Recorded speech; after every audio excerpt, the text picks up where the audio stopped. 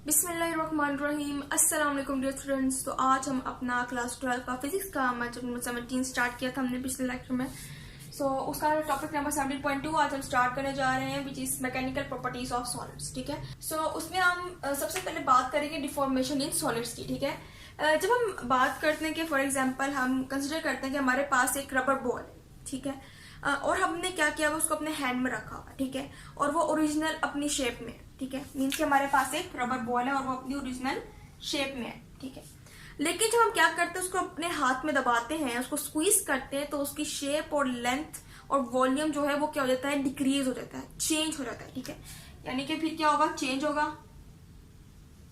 और ये क्या हो जाएगी, प्रेस हो जाएगी। ठीक है, इसका वॉल्यूम, इसका शेप वगैरह सब जो है वो चेंज हो जाएगा। ठीक है, लेकिन जब हम इसको दोबारा छोड़ देंगे, ठीक है ना, इजिली छोड़ देंगे, अपना हैंड खोल देंगे, तो ये दोबारा से अपनी शेप में आ जाएगी। इसकी लेंथ वगैरह जो है वो क्या होगी ओरिजिनल जैसी ही होगी। मींस इसमें जो चेंज आया था वो एक्सटर्नल प्रेशर की वजह से, एक्सटर्नल फोर्स की वजह से आया था।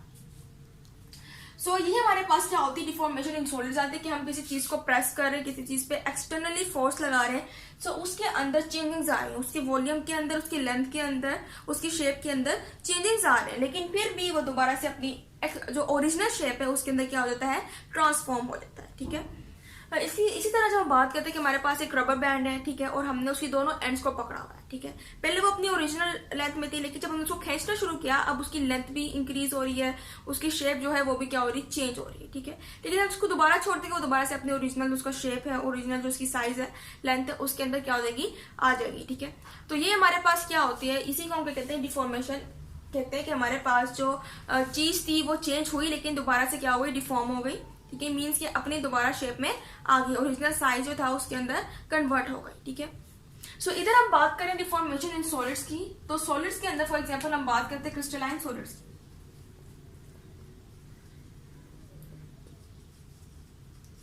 कि फॉर एग्जांपल हमारे पास क्रिस्टलाइन सॉलिड्स हैं, अब इनके अंदर जो अरेंजमेंट होती है, जो पैटर्न होता है वो रेगुलर होता है, ऑर्डर्ड होता है, मींस के हर एटम जो है, हर मॉलिक्यूल जो है वो अपने फिक्स पॉइंट पे मौजूद होता है। ठीक है, और ये अपनी फिक्स पॉइंट पे क्या कर रहा होता है, वाइब्रेट कर रहा होता है। ठीक है, अब हम कहते हैं कि क्रिस्टलाइन सॉलिड्स में हमारे पास एटम जो है वो इक्विलिब्रियम पोजीशन पे होते हैं।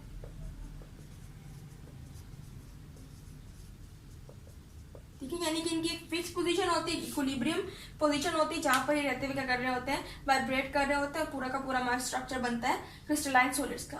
अब हम कह रहे हैं कि हम क्या करेंगे, क्रिस्टलाइन सॉलिड फॉर एग्जांपल हमारे पास सॉलिड है और हम उसके ऊपर क्या करेंगे, एक्सटर्नल फोर्स अप्लाई करेंगे। ठीक है, हमने कोई भी एक्सटर्नल फोर्स जो है उसके ऊपर अप्लाई की।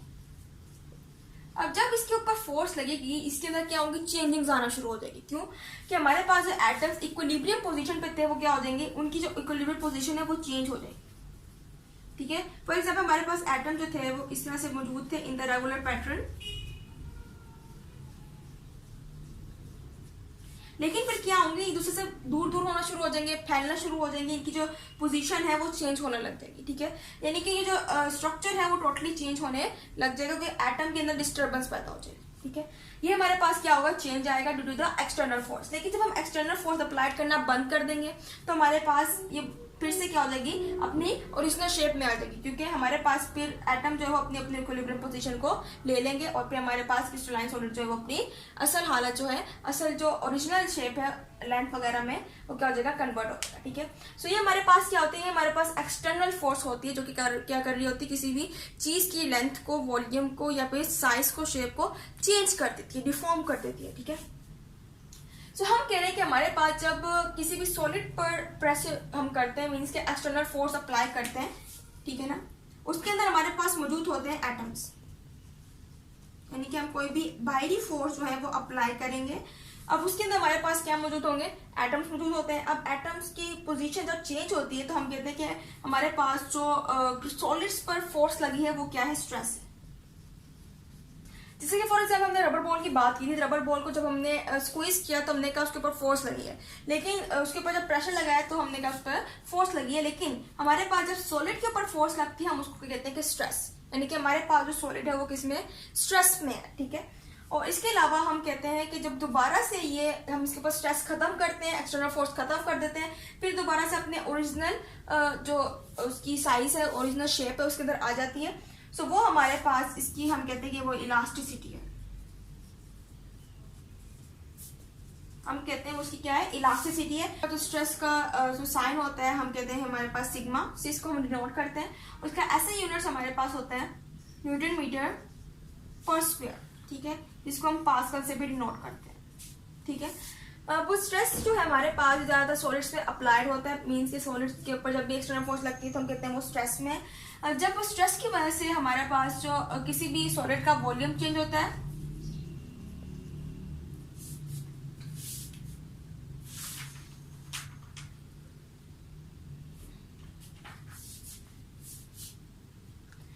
जब सॉलिड्स के ऊपर स्ट्रेस होता है तो जब हमारे पास उसकी लेंथ के अंदर चेंज आता है तो हम कहते हैं कि हमारे पास जो सॉलिड है वो टेंसाइल स्ट्रेस में है,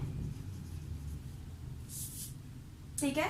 जब हमारे पास वॉल्यूम के अंदर चेंज आता है तो हम कहते हैं वो हमारे पास वॉल्यूम स्ट्रेस है, ठीक है।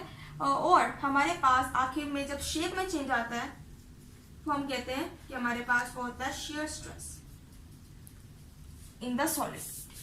सो डियर स्टूडेंट्स, ये था आज का हमारा लेक्चर। उम्मीद है आपको लेक्चर समझ आएगा। इंशाल्लाह अगले लेक्चर में हम मज़ीद जो चैप्टर नंबर 17 के टॉपिक्स हैं हम उनको स्टडी करेंगे। सो तब तक के लिए अल्लाह हाफिज़।